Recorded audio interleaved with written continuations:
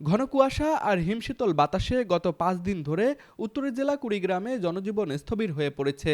ঘন কুয়াশার কারণে সড়কে যানবাহনগুলোকে হেডলাইট জ্বালিয়ে চলাচল করতে দেখা গিয়েছে। আজ সকাল 6টায় জেলায় সর্বনিম্ন তাপমাত্রা রেকর্ড করা হয়েছে 12 ডিগ্রি সেলসিয়াস। জেলার বিভিন্ন এলাকা ঘুরে দেখা গিয়েছে শীতের কবল থেকে রক্ষা পাওয়ার জন্য ছিন্নমূল মানুষেরা খড়কুটো জ্বালিয়ে শীত নিবারণের চেষ্টা করছে।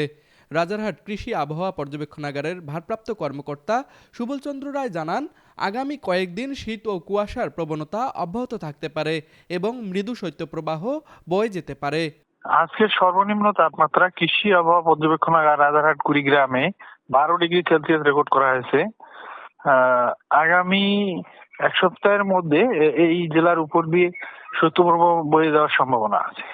এখন পর্যন্ত আমরা 10.8 ডিগ্রি সেলসিয়াস এটা রেকর্ড করছি।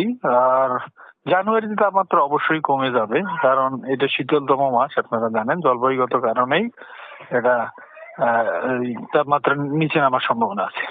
তুষার আচার্য, ডেস্ক রিপোর্ট, RCTV।